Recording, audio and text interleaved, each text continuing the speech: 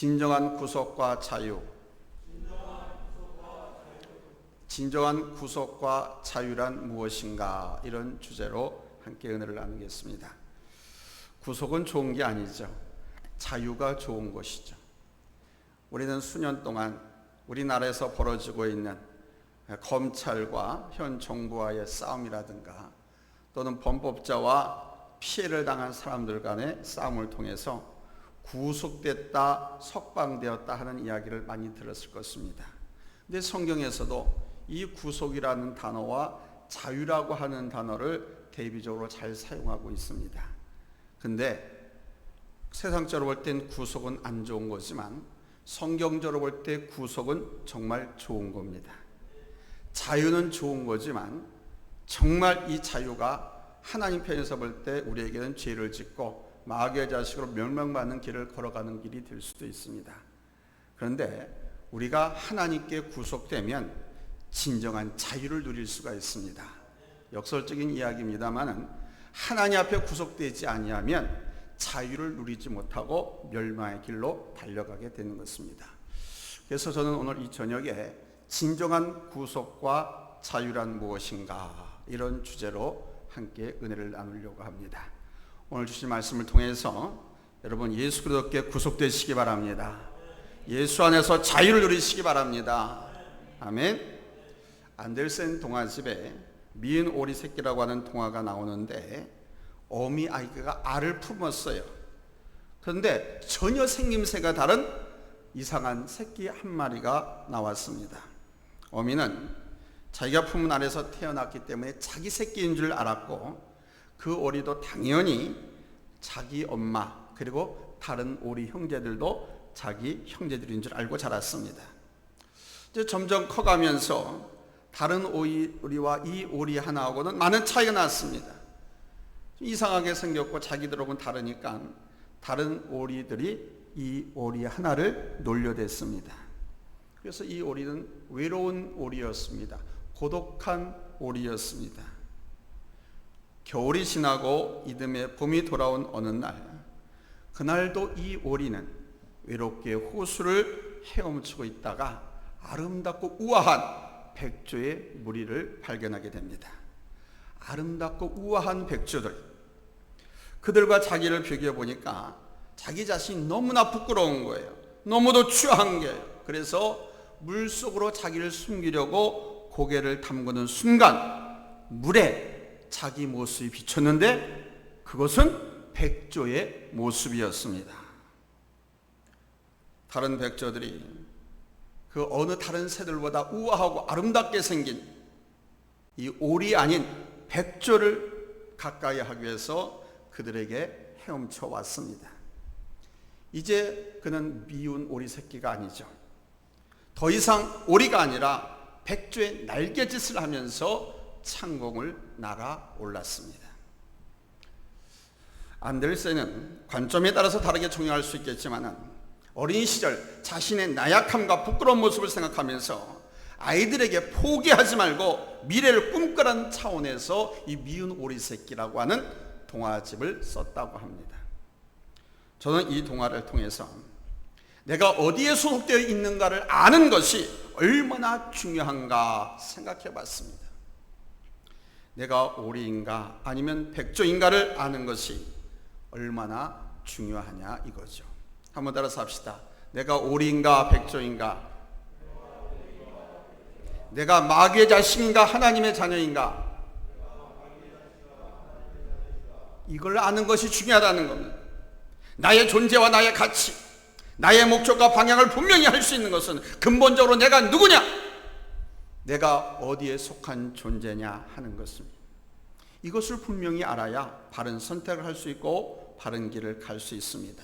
아니, 이것을 바로 알아야 후회 없는 삶을 살 수가 있습니다. 우리 잘 아는 사도 바울은 바로 이것을 분명히 아는 사람이었습니다. 빌립보서 3장의 고백, 사도 바울의 고백, 우린 너무도 잘 알고 있지 않습니까? 사도 바울은 육체적으로만 하면 신뢰할 만한 육체를 갖고 있었습니다. 육체 자랑거리가 얼마나 많은 사람이었는지 모릅니다. 그는 8일 만에 할례를 받았고 이스라엘 족속이고 베냐민 집하고 히브리인 중에 히브리인이고 율법의 의로는 흠이 없는 사람이었다고 말합니다. 오늘날로 이야기하면 서울대학교를 나왔고 사회에서도 빵빵한 대그룹에서 임원을 하고 있고 어느 것 하나 흠잡을 것이 없는 완벽한 사람이었습니다. 그는 스스로 그 굴레 안에서 그것을 자랑스럽게 여기면서 살았습니다. 그러던 그가 어느 날 예수 그리스도를 만나고 예수 그리스도를 발견하게 되면서 지금 자신의 존재가 자랑하는 그 자리에 머물고 있어서는 안 된다는 것을 깨닫게 됩니다. 그리고는 그리스도를 얻고 그 안에서 새롭게 발견되기 위해서 그의 모든 자랑거리를 배설물로 여기게 됩니다. 그는 예수 그리스도 안에서 자기가 어떤 사람인지, 예수 그리스도 안에서 내가 무엇을 해야 하는지, 예수 그리스도를 믿고 나서 내가 어떻게 살아가야 할 것인지를 새롭게 발견하고 그가 기록한 갈라디아서 2장 20절에서 이렇게 고백합니다. 이제는 내가 산 것이 아니요 오직 내 안에 그리스도께서 사신 것이라. 이제 내가 육체 가운데 사는 것은 나를 사랑하사 나를 위하여 자기 몸을 버리신 하나님의 아들을 믿는 믿음 안에서 사는 것이라. 그의 소속이 달라졌지 않습니까? 베냐민 집하고 이스라엘 중에 이스라엘 히브리인지 히브리였던 그가 소속이 달라졌습니다. 유태인의 굴레도 아니하고 이스라엘의 굴레도 아닙니다. 이제 그는 오직 예수 그리스도 안에 소속된 사람이 된 겁니다. 율법에 소속된 것도 아니고 오로지 예수 그리스도에게 소속된 것. 여러분, 여기서 그의 삶의 목적과 방향이 여러분 완전히 달라진 줄로 믿습니다. 여러분의 소속은 어디입니까? 여러분은 어디에 소속되어 있습니까? 오리무리 속에서 안주하고 있지는 않습니까?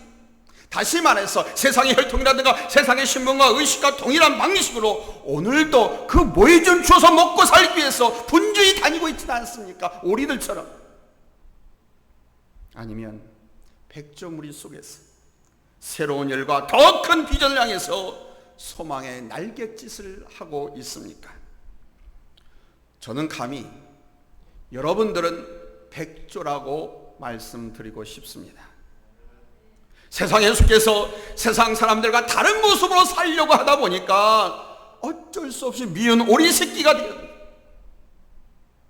그 모습으로 저들과 하나님의 자녀로서 말씀을 들었기에 세상에 믿음 없는 사람들과 같이 살려고 하다 보니까 그들에게 구박도 받고 핍박도 받고 핀찬도 들어요. 그리고 나는 그 속에서 왠지 같은 것 같으면서도 다른 것을 발견하고 있지는 않습니까? 그런데 이제 그리스도 예수 안에서 완전히 거듭나고 보니까 미운 오리인 줄 알았는데 아름다운 날갯짓과 몸을 가진 그 백조와 같은 존재는 나는 여러분 완전히 다른 사람인 줄로 믿습니다. 아멘.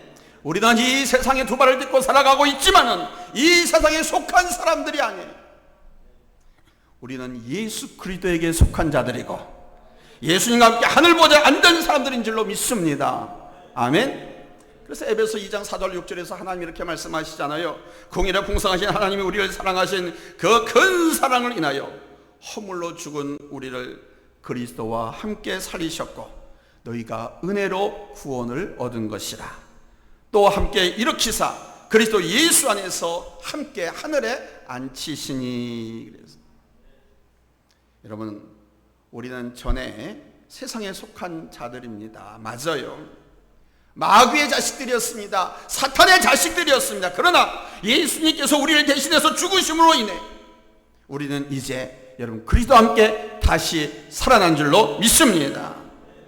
그리고 그리스도 안에 속한 자가 된 거예요. 그리스도 안에 속했을 뿐만 아니라 오늘 말씀에 그리스도 예수 안에서 함께 어디에 앉은 자니? 하늘에 앉은 자니. 아멘. 예수님과 함께 하늘에 속한 천국 시민이 된 줄로 믿습니다. 아멘. 잊지 마세요. 이런 사실을 잊지 말아야 믿음 없는 사람들, 세상의 오리 같은 사람들과 그들의 삶 속에서 실패하지 않고 지지 않고 승리할 수가 있어요. 세상에 속한 사람이 아니라 하늘의 시민권을 가진 사람. 빌립보서 3장 20절에서 말씀합니다. 오직 우리의 시민권은 어디에 있는지라? 하늘에 있는지라. 곧 하나님 나라의 백성, 하나님의 백성이 되었다는 뜻입니다. 육신은 이 세상에 살고 있지만 우리의 근본 소속은 어디다? 하늘나라. 아멘. 그리스도로 옷 입고 그리스도와 함께 하늘나라를 향해서 날개치며 솟아오르는 사람들이라는 거예요. 그래서 저는 우리 믿음의 사람들이 땅과 웅덩이에서 모이를 주워 먹고 그 땅에 연연한 오릿보다는 저 푸른 창공을 날아오르는 백조라고 말씀을 드리는 거예요. 우리는 그리스도 예수 안에 하늘에 속한 줄로 믿습니다. 아멘. 그리고 여기서 가치와 목적과 방향과 방법 모든 것이 달라지는 거예요. 따라서 합시다. 달라져야 한다. 소속을 알면 달라집니다. 내 정체가 뭔가를 알면 달라질 수 있는 거예요. 근데 이것을 망각해버리고 이것이 없으니까 그러잖아요. 우리나라 정치로 얘기하다면 국민의힘이라고 하는 정당에 속하면은 국민의힘 정당에 맞는 정강 정책이라든가 정치 이세 이런 것들을 발언하게 되죠. 반대로 더불어민주당에 속한 국회의원이라고 하면 더불어민주당에서 추구하고 추진하는 정강 정책에 찬동하고 거기에 그 말을 하게 되잖아요. 더불어민주당에 속된 국회의원이 자기네 민주당에서 추진하는 정책과 정강을 신봉하고 주장하지 아니하고 국민의힘에서 주장하는 정강 정책을 따른다고 하면서 거기에 편을 들어준다고 하면 그는 더불어민주당에서 어떻게 되겠습니까? 출당 조치를 당하게 되겠죠. 면직을 당하거나. 우리의 소속이 어디에 되어 있는가? 내가 누구의 자녀인가? 여러분 이것을 분명히 하시기 바랍니다. 한번 묻겠습니다. 여러분의 소속은 어디입니까? 여러분은 누구의 자녀입니까? 여러분 당당하게 말할 수 있어야 돼요. 여러분 당신 아버지 이름이 뭡니까? 물어보면은 아무개 올시다라고 말할 수 있는 것처럼 여러분의 소속, 여러분 누구에 속해 있는가를 물어보면 여러분 당당하게 말할 수 있어야 돼. 그걸 당당하게 말하지 못하는 사람에게는 사탄 마귀가 이 모양 저모양 시시각각 유혹하고 공격하는 거예요. 이 정체성이 분명하고 확신에 차 있는 사람에게는요 근접도 못하는 겁니다. 그러므로 첫 번째 대지입니다. 모든 것을 예수 그리스도 안에서 생각하고 사시기 바랍니다. 따라서 모든 것을 예수 안에서 생각하고 살자.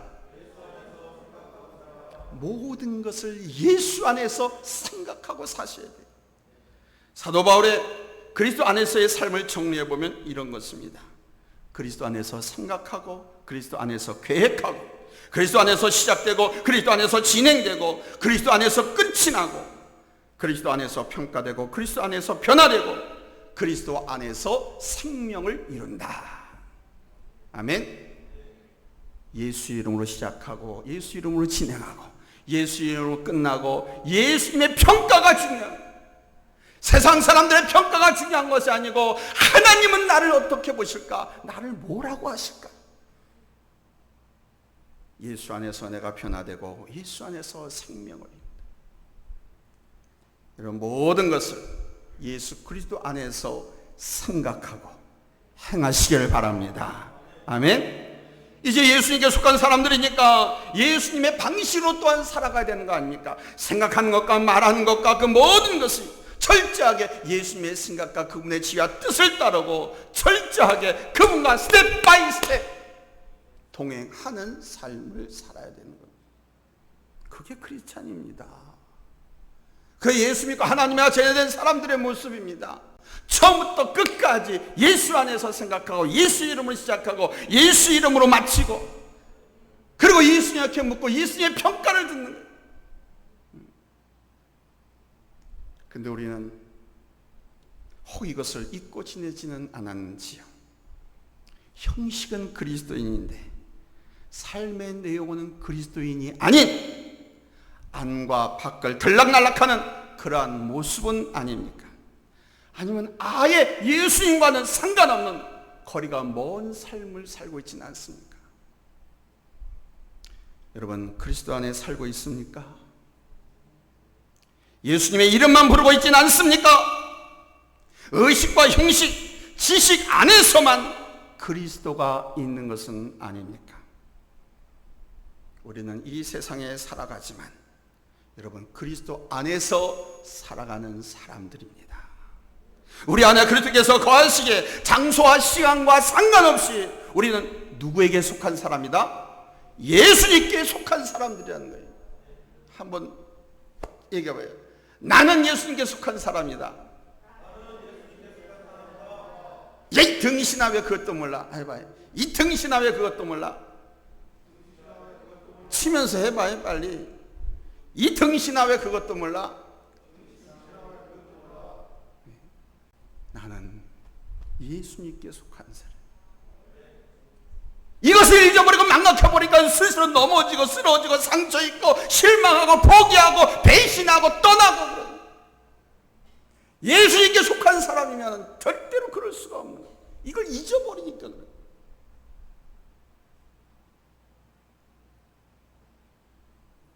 주님 마음으로, 주님의 모습과 방법으로 살아가는 사람, 그 사람이 그리스도인입니다. 우리는 사실 그리스도인이 되겠다고 자원하지 않았습니까? 물론 주님께서 부르셨지만 여러분 자원했잖아요. 그리고 주님 부르잖아요. 죄도 고백하잖아. 용서해달라고. 자원한 겁니다. 따라서 우리는 나는 예수님께 속한 사람이다. 나는 하나님의 자녀다. 나는 천국 시민권을 갖고 있는 사람이다. 나는 오리가 아니라 백주다. 이 자의식을 갖고 있어요. 예수 안에서 모든 것이 행해져야 할 줄로 믿습니다. 그래서 나의 입술의 모든 말과 나의 마음의 묵상이 주께 연락되기를 원하네. 아멘. 내 입술의 모든 말, 나의 모든 생각, 행동, 여러분 예수 안에서 이루어져야 할 줄로 믿습니다. 아멘. 두 번째로 따라서 합시다. 나는 예수님의 통치를 받고 싶습니다. 예수님께 속했다고 하니까 당연히 그분의 통치를 받아야 되죠. 근데 많은 크리스찬이라고 하는 자칭 신자들이 그리스도의 통치를 받으려고 하지 않습니다. 그저 예수님, 하나님은 제가 이렇게 살고 싶은데 이거 보증이나 해주고 안내자가 돼주고 보호자 해주시고 이루어주기만 하세요. 이렇게 하나님 앞에 요구하지 신앙적인 행동으로 하나님의 통치를 받지 않아요. 잊지 마십시오. 우리는 더 이상 죄와 사망의 권세로부터 여러분 지배를 받지 않는 하나님의 자녀가 된 줄로 믿습니다. 아멘. 그래서 율법의 지배를 받는 것도 아니에요. 그리스도의 지배 아래, 예수의 통치 아래 있는 사람들인 거예요. 세상 모든 사람들은 죄의 지배를 받습니다. 그래서 죄로부터 자유할 수가 없어요. 죄로 지배를 받는데 어떻게 죄로부터 자유할 수가 있어요? 죄가 하라는 대로, 유혹하는 대로 끌려 살 수밖에 없지. 느끼지 못하던 죄의 속박 가운데 있어요. 유명한 심리학자 칼 리밍거 박사의 연구 결과에 대한 이야기는 너무도 유명합니다. 전 여러 번 이 박사의 이 연구 논문을 여러분들에게 소개한 적이 있습니다. 우리 한번 읽어볼까요? 정신병원에 있는 환자들에게 그들의 죄를 용서받았다고 하는 확신만 줄 수 있으면 그 중에 75%가 그 다음 날로 태어날 수 있게 될 것이다. 정신병원에 입원해 있는데 그 정신병자들은 당신들 죄가 다 용서받았습니다. 근데 그 환자가 내가 다 용서받았다. 예수님한테, 하나님한테. 죄 용서는 하나님밖에 권한이 없거든요. 이 사실을 알면 그들은 올바른 삶으로 돌아갑니다. 그것도 75%는 열의 7, 8명이 다 온전하게 삶으로 돌아갈 수 있다. 무슨 말씀입니까? 사람들의 모든 문제가 죄에 매여 있다는 겁니다.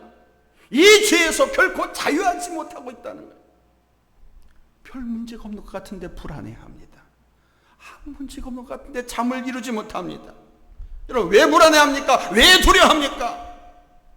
따라서 합니다. 숨어있는 죄책감 때문이다. 숨어있는 죄책감입니다. 그 죄에 대한 책임의 형벌, 죄책감이라고 합니다. 죄는 반드시 내 발목을 잡고, 죄는 반드시 하나님께서 심판을 하십니다. 그 두려움, 죄책감, 숨어있는, 자기 자신도 모르는 내면 속에 내재해 있는 이 죄책감 때문에 잠도 제대로 못하고 불안해하고 두려워하는, 바로 이 죄에 속박되어 있다는 겁니다. 그래서 율법에 매여 삽니다. 율법의 속박을 받습니다. 곧 양심, 법, 규율의 속박당에 살고 있는, 어떤 것에 내가 속박당하는가 하는 그 순간 나는 귀중한 자유와 가치를 잃어버리게 되는 겁니다. 그러나 예수님께 속한 것은 속박이 아니라 여러분, 예수 안에 들어가는 것인 줄로 믿습니다. 인 크리스토스, 예수 안으로 들어가는 거예요. 예수님의 인격과 그분의 방법이 최선임을 알고 그분에게 전적으로 의탁하고 의지하고 살아가는 겁니다. 이게 예수 안으로 들어가는 거예요. 아멘. 그분의 다스림 안에 있는 그 자체가 가장 안전하고, 여러분, 하나님 안에, 그분의 통치 아래, 그러면 그분이 다 책임져 주시잖아요. 보호해 주잖아요. 그러니까 그리스도 안에 있는 것이 가장 안전하고 가장 편안하고 가장 기쁨이 넘치는 거예요. 할렐루야. 아버지 집을 나간 둘째 아들은 아버지의 속박으로부터 벗어나고 싶었죠. 자기 생각에 자기 머리는 커가는 것 같은데, 아버지 자꾸 이렇게 저렇게 일하라. 야, 그렇게 일해가지고 어떻게 오늘 일 다 마치겠냐? 야, 조금 더 부지런히 해. 아주 옳은 말씀인데 그게 잔소리 싫었어요.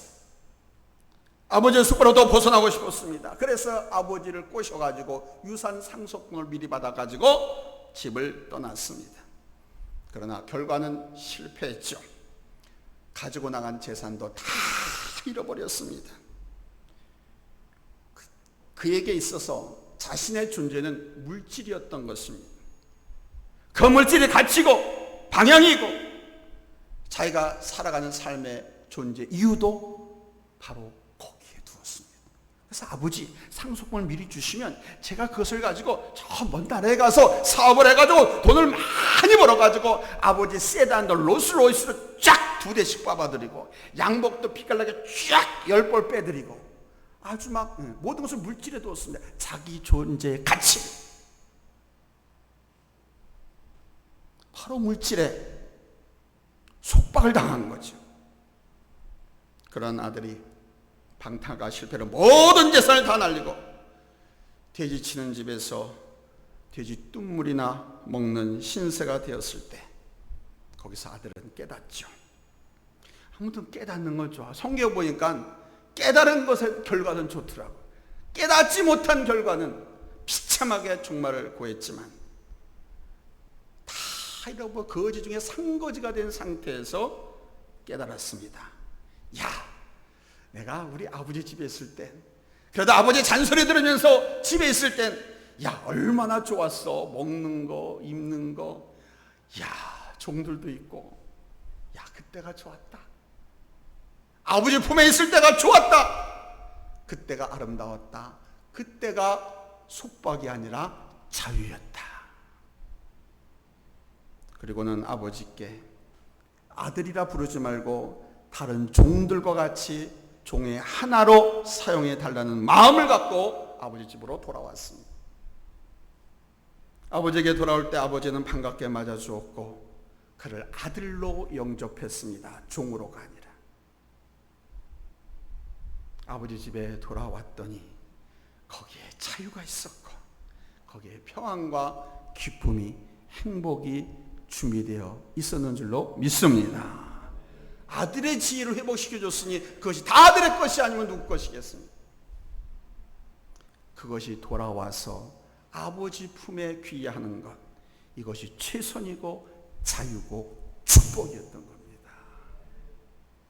더 이상 아들은 근심하지 않았습니다. 성경에 보니까 아버지 집에 돌아온 후에 근심하지 않았습니다. 두려워하지도 않았습니다. 그에게는 오직 평안과 기쁨과 감사가 차고 넘친 줄로 믿습니다. 아멘. 저는 이 말씀을 준비하면서 바울이 그리스도 안에서 어느 정도로 평안하고 감사의 삶을 살고 있는가를 유심히 살펴봤습니다. 왜냐하면 그래야지만 그가 말씀한 편지가 이론이 아니고 진정한 크리스찬의 삶과 크리스찬의 능력이 되기 때문입니다. 그리고 나 또한 그러해야 하기 때문이었습니다. 먼저 그는 진정으로 자유한 사람이었습니다. 비록 자기 안에 알 수 없는 죄의 성품이 있어서, 죄성이 있어서 그것을 원하지 않은 죄를 짓고 또 그것 때문에 죄의 문제로 인해서 고민하지만, 그래서 자기를 가리켜서 나는 죄인 중에 괴수라고 고백하지만 그는 여러분 그리스도 안에서 자유를 선포하잖아요. 로마서 8장 1절 2절에 보니까 그러므로 이제 그리스도 예수 안에 있는 자에게는 결코 정죄함이 없나니 이는 그리스도 예수 안에 있는 생명의 성령의 법이 죄와 사망의 법에서 너를 해방하였습니다.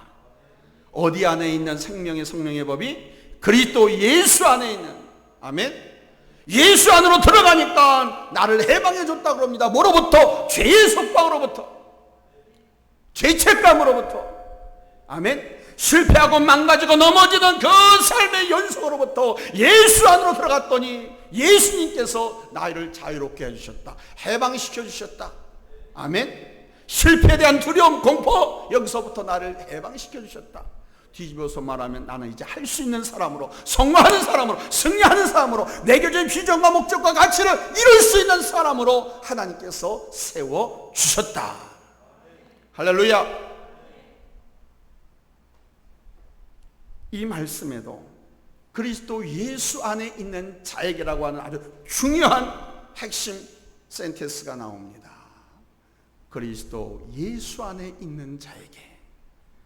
여러분, 예수 그리스도 안에서만 참 자유, 진정한 자유를 얻을 수 있는 줄로 믿습니다. 빌립보서에서도 사도 바울의 아주 놀라운 고백을 발견하게 됩니다. 빌립보서 4장 4절이죠. 우리 한번 같이 읽겠습니다. 시작. 주 안에서 항상 기뻐하라. 내가 다시 말하노니 기뻐하라. 어디서 기뻐하라? 주 안에서. 주 안에서. 사탄의 무리 가운데서, 우리 무리 가운데서가 아닙니다. 죄 짓고 있는 삶의 현장에서가 아닙니다. 주 안에서. 내가 주 안에 있으면 내가 발 딛고 있는 그곳에서 항상 기뻐하라는 거예요. 왜? 하나님께서 기뻐하도록 바꿔주실 것이니까. 아멘. 만들어주실 것이니까. 다시 말하노니 기뻐하라고 그럽니다. 기뻐하지 않고 예수 믿는다고 하면서 걱정하고 염려만 하면요, 사탄이 요놈 봐라, 그래, 봐라, 맞아. 그 계속 유혹하는 거예요. 두려워하게 하고, 계속 염려하게 하고, 쫄아서 아무것도 못하게, 도전하지도 못하게 하고 그러는 거예요. 그 실패하게 되죠. 근데 예수 안에 있으면 어때요? 예수님께서 내가 너와 함께 하리라. 내가 너를 도와주리라. 힘을 내라. 도전해라. 이긴다. 반드시 이긴다. 아니, 넉넉히 이긴다. 아멘.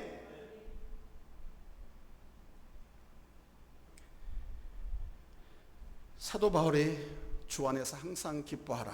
내가 다시 말하노니 기뻐하라. 이 말씀은 어디서 주셨느냐? 사도 바울이 갇혀있는 로마 감옥에서, 언제 사형당할지 모르는 그런 상황 속에 감옥에 갇혀있는데, 그 상황 속에서 빌립보 성도들을 향해서 편지를 하면서 Rejoice, always rejoice, 항상 기뻐하라, in Christos, 주 안에서. 할렐루야. 아멘. 주 안에서 항상 기뻐하면 정말 그 기쁨이 참 기쁨이 되고 참 자유가 되게끔 자유를 주시고 기쁨을 주시고 샘솟듯 마르지 않고 끊이지 않는 아름답고 놀라운 역사를 베풀어 주신 줄로 믿습니다. 아멘. 그러니까 이 말씀을 줄 때 사도 바울은 로마 감옥에 있는 것이 아니라 어디에 있었느냐? 주 안에 있었던 거예요. 그러니까 감옥에서도 기뻐하는 거예요. 몸은 로마 감옥에 갇혀 있지만 바울은 여러분 주 안에 있었던 사람인 줄로 믿습니다. 그렇기 때문에 기뻐할 수 있고 감사할 수 있고 찬양할 수 있었는 줄로 믿습니다. 할렐루야. 다윗이 이스라엘 민족의 왕이 되기 전 사울 왕에 쫓기면서 온갖 고통을 당할 때 쓴 시편, 그 시편을 보면 다윗의 놀라운 고백을 우리가 찾아볼 수 있습니다. 자, 우리 한번 읽어보겠습니다. 시편 16편 8절로 11절입니다. 자, 찾았습니까? 큰 소리로 읽겠습니다. 시작. 내가 여호와를 항상 내 앞에 모시며 그가 내 우편에 계심으로 내가 요동치 아니하리로다. 이러므로 내 마음이 기쁘고 내 영광도 즐거워하며 내 육체도 안전히 거하리니 이는 내 영혼을 음부에 버리지 아니하시며 주의 거룩한 자로 썩지 않게 하실 것임이니이다. 주께서 생명의 길로 내게 보이시리니 주 앞에는 기쁨이 충만하고 주의 우편에는 영원한 즐거움이 있나이다. 아멘. 할렐루야. 여러분, 하나님 안에서, 예수 안에서 하나님 앞에서 살아가는 이 사람의 이 고백이 여러분 느껴지십니까? 저는 이 고백이 여러분의 고백이 될 수 있기를 축원합니다. 그리스도 안에서의 삶의 능력. 아멘. 이것은 그리스도 안에서 하늘나라의 힘이 거는 어떤 사람들이 이 세상을 살아가는 모습입니다. 그래서 세 번째 대지입니다. 예수 안에 살면 은혜를 나타내는 삶이 되는 거예요. 따라서 합시다. 예수 안에 살아서 은혜를 나타내자. 우리가 바로 예수 안에서 살아가면 예수님의 생각으로 시작하고 예수님의 생각을 가지고 결정하고 예수님이 어떻게 보실까 하면서 그분의 가치와 목적과 계획을 따라서 우리가 살아가면 그 은혜의 지극한 풍성함을 우리 자식들에게, 우리 후손들에게 여러 세대에 나타낼 수가 있어요. 마치 성령의 믿음의 조상들이 성경에 기록되어서 지금 수천 년이 지난 우리 세대까지 이렇게 포본이 되고 알려지는 것처럼 우리가 예수 안에서 그 풍성한 하나님의 은혜를 여러분 이렇게 나눠주고 또 후세에 알리게 될 줄로 믿습니다. 아멘. 에베소 2장 7절에서 말씀했습니다. 이는 그리스도 예수 안에서 우리에게 자비하심으로써 그 은혜의 지극히 풍성함을 오는 여러 세대에 나타내려 하심이니라. 주님께서 우리를 위해서 죽으셨다고 하는 그 사실, 십자가와 부활이 오는 세대에 계속해서 복음이 되어서 그들에게 생명을 주는 것이지만 오늘 구원받은 우리가 그리스도 예수 안에서 살아가는 삶의 모습은 오는 세대에 우리 주님의 은혜의 크심과 그 풍성함을 드러내는 통로가 된다는 사실입니다. 여러분, 설교가 어렵습니까?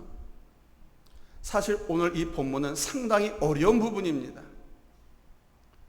최대한으로 제가 쉽게 풀어서 심플하고 쇼트하게 여러분들에게 말씀을 전하고 있어요. 이것보다 더 쉽게 풀이할 수는 없어요.